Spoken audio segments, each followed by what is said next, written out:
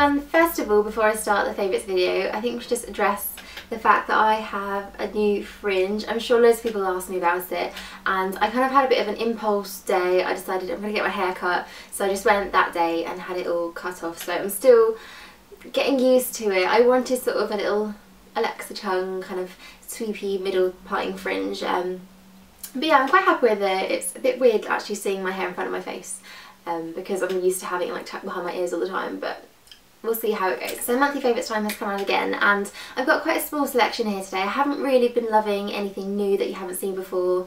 I've just really been sticking to like my basic products that I use all the time. So I've got a few things that I have been kind of including more into my routine and things, but I'll show you those now. So I don't know whether it's because it's springtime now and the sun's out a bit more, but I've just absolutely been loving wearing a pink lip, any sort of like corally pinky bright tone. So I've got a couple here that I've been wearing all month. This is Vegas Vault by MAC. This is one of my all-time favourite lipsticks altogether, but it's just the perfect sort of spring bright corally with that hint of pink in it, and it just really brightens your face up whenever you wear it. I like to wear this sort of alone with just a bit of mascara, maybe a tiny bit of eyeliner, and just really make your lips stand out, but it's such a pretty colour. I've also got a colour here from Revlon, and this is one of their new Colour Stay Ultimate Suede lipsticks, and I'm not sure if I'm absolutely sold on the formula, but the colour I just absolutely love. It's called It Girl number 60, and it's again just this lovely sort of corally pink. It's a bit more of a reddy pink, this one. It's still got a bit of a warmth, sort of like an orangey tone to it, but it's just again a lovely bright lip to wear for spring. And last of all, I haven't actually got it with me now, but I'm wearing it on my lips today, and it's the Bourjois Rouge Edition lipsticks. That's quite hard to say, and it's number 11, I think, Fraise Remix. I will write it down below just in case that's not right, but again it's just a really nice bright pink. These ones are quite nice because they're quite shiny, they're really moisturising, and yeah, just really nice lipsticks. So again, as it is coming into spring now, it's getting a bit warmer outside, so I do need to kind of use quite a lot of primers. My skin tends to get a little bit oilier when it's a bit warmer outside, so I just need to really make sure all my makeup's going to stay on.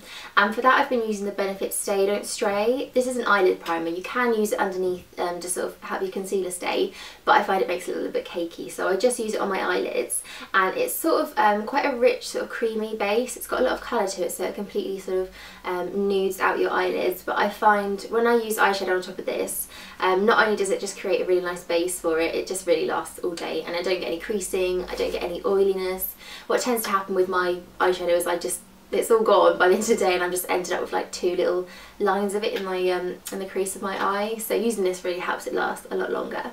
I am quite a big fan of bronzer, and I usually use the MAC Harmony blush as kind of like a contour and a bronzer on my skin, but this month I've dug out a product from Clarins, and it's the bronzing duo. This is the number 1 light, and it's just a really sort of simple duo bronzer, and I've had this for quite a while, but I don't seem to get much use out of it. But quite recently I've just been loving the kind of colour that it gives, so you can kind of pick out the light one or the dark one, but I just tend to mix them up.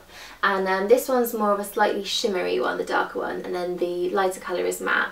But it just gives this lovely like warm glow. It's not too yellowy, it's not too sort of like orangey or dirty brown looking, but it just gives you a lovely kind of like sheen to the skin. I think this one's really great if you have kind of quite fair skin, if you're quite pale, because it seems to be impossible to put too much of this on. You can build it, and it never looks like you've got an orange face. It never looks like you're wearing too much, so I think it's a really good one if you are kind of a little bit afraid of bronzer, if you're not too used to using it, but you just want to get quite a nice sort of warm glow to your skin. You should all know by now that I'm a massive Real Techniques fan. I can't get enough of their brushes. I think I must own pretty much every single one, and I always buy them from Boots because that's the only place that I know that stock them.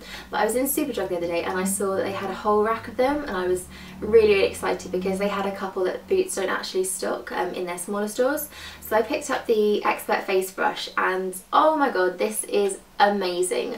I was such a massive fan of the buffing brush from the Core collection. It's the only thing I've really used for foundation the last sort of year or so, but as soon as I bought this I just fell in love. It somehow managed to give you just the most flawless looking complexion. It just buffs the product in like seamlessly. You get this completely effortless looking, completely clear complexion, and I don't know how it does it, but it's just an amazing brush for foundation. I do still use the buffing brush, which I think is a great brush. I mean, if you've got that, that's amazing to use for foundation as well. But I think considering this one is sold separately, whereas that one you have to buy in the set, it's a really great buy, because you don't have to spend sort of like £20 or so to get just one brush. I've also been really loving the Éclat M from La Roche-Posay, and I mentioned this in my skincare picks video, which I'll link below if you want to go and watch. And it's just a really great everyday moisturiser if you do have oily skin, so it's very mattifying, but at the same time it still does give you quite a lot of hydration.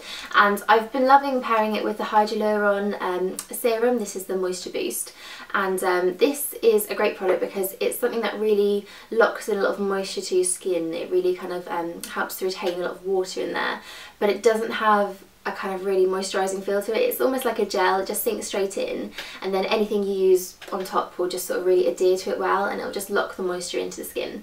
So I think these are a really great combo if you do have oily skin but you still want to get a lot of moisture in there, because this is going to help everything stay where it should be without feeling greasy, and then a nice bit of kind of like a mattifying moisturiser on the top will just kind of have that protection but not make your skin too oily. The only thing I don't love about this is the fact that it hasn't got SPF in it. So if anybody knows of a really great SPF that I can use on top of these two, something that's quite light, again, not too greasy, I like to go for kind of quite high SPFs in the summer, so maybe something like 30 or 50. But yeah, if anyone knows of any good ones, let me know. Last of all, I've got a couple of shower products here, and I recently bought the Deep Sleep Shower Gel from This Works, and I just absolutely love everything from this range. I think the whole deep sleep thing that This Works do is just amazing. They have the little sleep balm and the roll-on, they have a candle and all sorts of bath products and things. But I want to try this one because I kind of like taking a shower in the evening and just sort of really relaxing myself. I'm not too much of a bath person, so I do prefer things that I can use in the shower. And this is just a lovely sort of calming, soothing, relaxing product to use before you put pyjamas on, before you get into bed. It just kind of helps you wind down. The only thing that I don't really like about this is that it doesn't foam up really at all, so it's more of a liquid body gel.